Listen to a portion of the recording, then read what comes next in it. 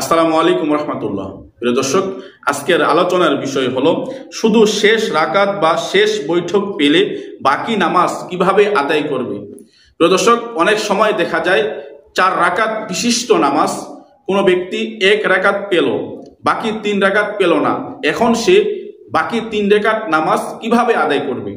প্রিয় দর্শক, এই প্রশ্নের সরিয়ে সমাধান হলো, আপনি যখন 1 রাকাত নামাজ পেলেন, পাওয়ার পরে আপনি সালাম ফিরানোর পরে ইমাম সাহেবের সঙ্গে সালাম ফিরানোর পরে দাঁড়িয়ে যাবেন। দাঁড়িয়ে যাওয়ার পরে ওই রাকাতে সূরা ফাতিহা পড়বেন এবং সূরা ফাতিহার সঙ্গে আরেকটি সূরা মিলাবেন। মিলানোর পরে রুকু করবেন, সেজদা করবেন, এরপরে বৈঠক করবেন। বৈঠক করে তাশাহুদ পড়ার পরে আবার দাঁড়িয়ে যাবেন। দাঁড়িয়ে গিয়ে সূরা ফাতিহা পড়বেন এবং তার সঙ্গে আরেকটি সূরা মিলাবেন। মিলানোর পরে রুকু করবেন, সেজদা করবেন, ওই রাকাত পুরা করে দাঁড়িয়ে যাবেন। দাঁড়িয়ে গিয়ে শেষ রাকাতে আপনি শুধু সূরা ফাতিহা পড়বেন, সূরা মিলাবেন না। সূরা না মিলিয়ে রুকুতে যাবেন এবং সেজদা করবেন।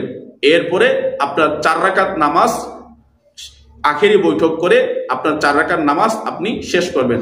তাহলে মোটমাট কথা হলো, কেউ যদি 1 রাকাত নামাজ পায়, তাহলে বাকি 3 রাকাত নামাজের মধ্যে সে দাঁড়িয়ে প্রথম রাকাতে সূরা মিলাবে, দ্বিতীয় রাকাতেও সূরা ফাতিহার সঙ্গে সূরা মিলাবে, আর শেষের যে রাকাতটা আছে সেখানে শুধু সূরা ফাতিহা পড়বে আর সূরা মিলাবেন না। এভাবেই সে 4 রাকাত নামাজ শেষ করবে।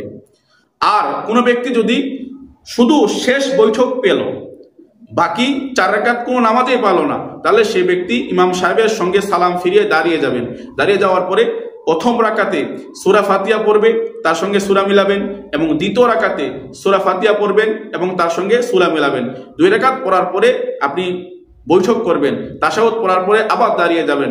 এরপরে তৃতীয় রাকাতে শুধু সূরা ফাতিহা পড়বেন এবং চতুর্থ রাকাতে শুধু সূরা ফাতিহা পড়বেন। এরপরে বৈঠক করে তাশাহুদ, দরুদ শরীফ, দোয়া মাসুরা পড়ে সালাম ফিরিয়ে দেবেন।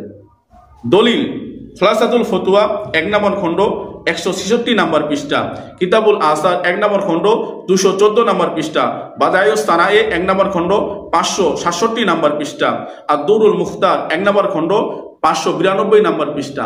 আল্লাহ তাআলা সকলকে মাসআলাটি বুঝার জন্য তৌফিক দান করুন।